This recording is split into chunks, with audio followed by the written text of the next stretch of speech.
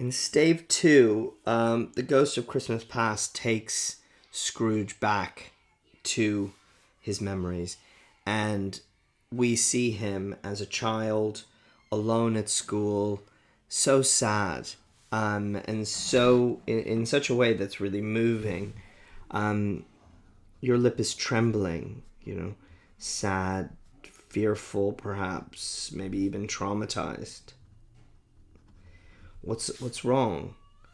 Or maybe just nostalgic, wanting, desiring the past, feeling something's lost to you, and you're rediscovering it. Scrooge muttered with an unusual catching in his voice that it was a pimple, and begged the ghost to lead him where he would.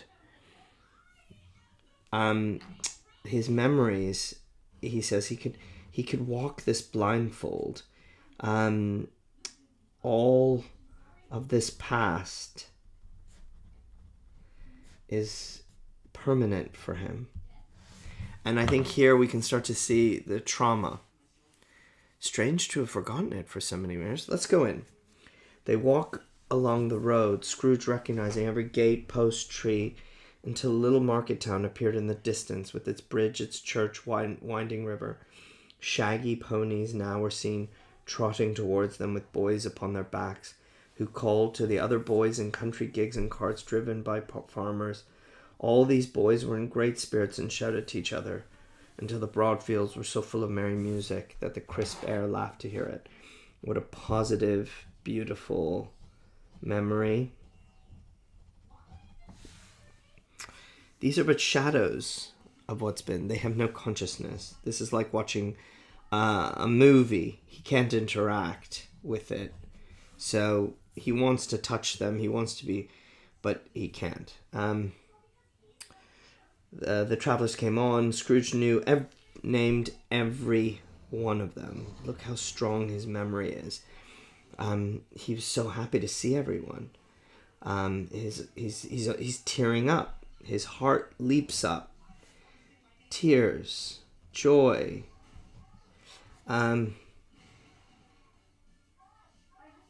Everybody's gone away for Christmas. It's a wonderful time. But the school isn't deserted. We know this because there's a solitary child. Solitary, neglected by his friends. We get this sense of an abandoned boy in Scrooge, lonely, isolated. Now, I got this really wrong. I thought, when I first read this, I thought this was some performance that was happening, that Ali Baba was some sort of pantomime. What's become clear in the multiple readings I've done of the book, I guess, is this is a really sad situation. But it's beautiful too, because it's in the solace of literature that Scrooge could really exist. The spirit touched him on the arm and pointed to his younger self, intent upon his reading. Suddenly a man in foreign garments, wonderfully real and distinct to look at, stood outside the window, with an axe stuck in his belt, and leading by the brindle an ass laden with wood. See, it was by the window. I thought it was real, but it isn't. It's imagination. That's how vivid Scrooge, that's how lonely he was. His imagination was bursting through. It's Ali Baba. And this is from the 1001 Arabian Nights. And his wild brother Orson, there they go. And what's his name? Who's put his drawers asleep at the gate of Damascus. Don't you see him? And the Sultan's groom turned upside down by the genie. Aladdin and his genie, and all these stories, or Ali Baba and the what is it? Ali Baba and the 30 Thieves, I think.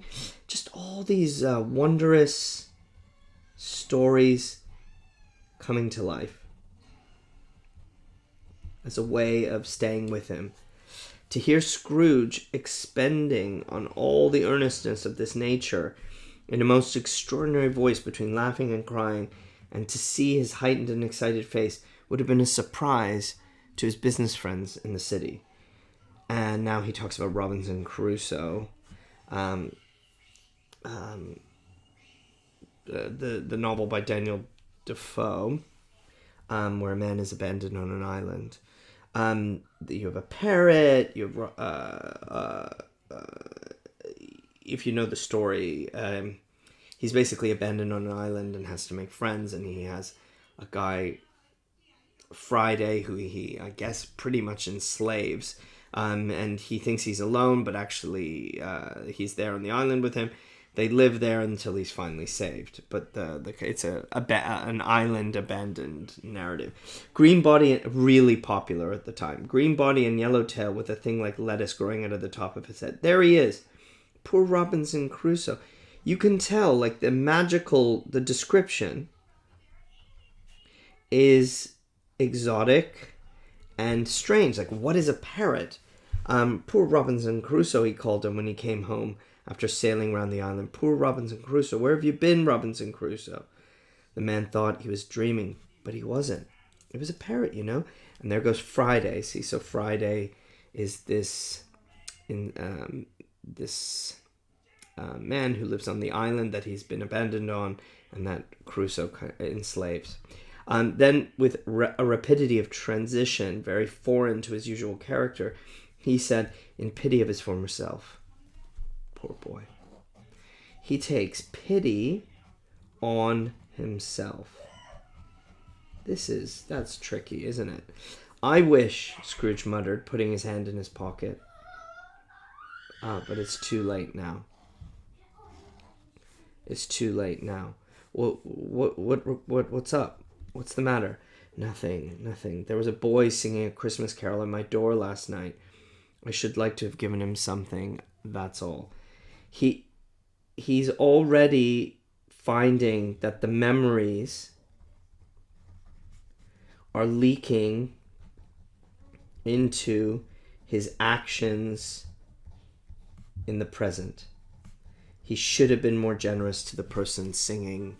He's remembering himself as a boy, lonely, isolated, and now he's identifying with the boy himself singing the carol. Here now is the last one from this moment, which is a beautiful little portrait of Scrooge being saved from boarding school by Fan, who's so lovely. That this is Fan, Scrooge's sister, Fred's mother. She is a really well-drawn, I'd say, character here. A door opens, and a little girl, much younger than the boy, came darting in and putting her arms about his neck and kissing him, addressing him as her dear, dear brother. The affection and the love is striking here. I've come to bring you home, dear brother. And the child clapping her tiny hands and bending down to laugh, to bring you home, home, home. So innocent, joyful. Home, yes. Home for good and all. Home forever and ever. Father is so much kinder than he used to be. This is amazing. Little detail. Home's like heaven. He spoke so gently to me. One dear night when I was going to bed, I was afraid to ask him once more if you might come home. And he said, yes, you should, and sent me a coach to bring you. Kind, heaven, gentle, are really important clues for telling us what he's like, what he used to be like. Violent, house was hell.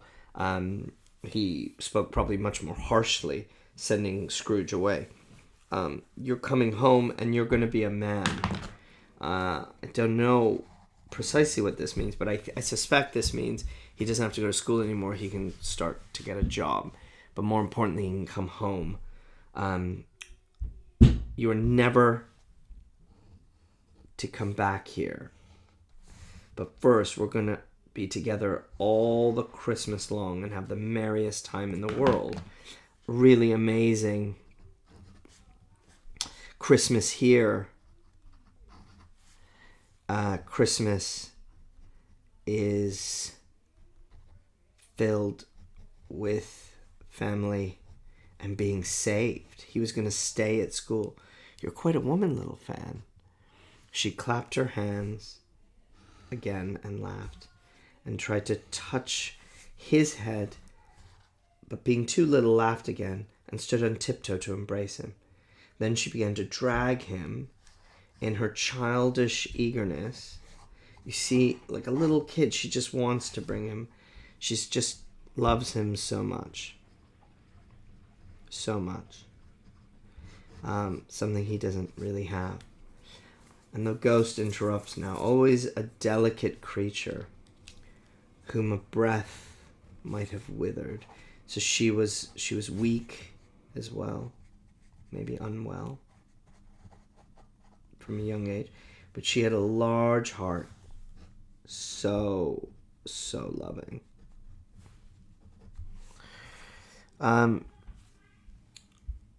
You're right. I will not gainsay it, Spirit. God forbid. She died a woman. Here we get the tragedy of what this is. So she died older. And she did have a kid. Yeah, one child. Your nephew. Scrooge seemed uneasy in his mind. Another regret. Okay, regret. Or at least reflection. These little moments, these little things are helping him see. Little regret, little reflection on his treatment of Fred. So we have his own isolation, the love of his sister. We get this amazing thing about literature and imagination and how it kept him alive even when he was just, completely lonely. But more important was Fan releasing him from having to stay at this school, and making peace with his father and getting on with his life. This is really rather just an amazing, beautiful little moment to help us understand how difficult Scrooge's early life was, how he was ostracized, he didn't have friends, his father seems quite brutal towards him, and he had this little drop of love from Fan, but her illness took her when she was older.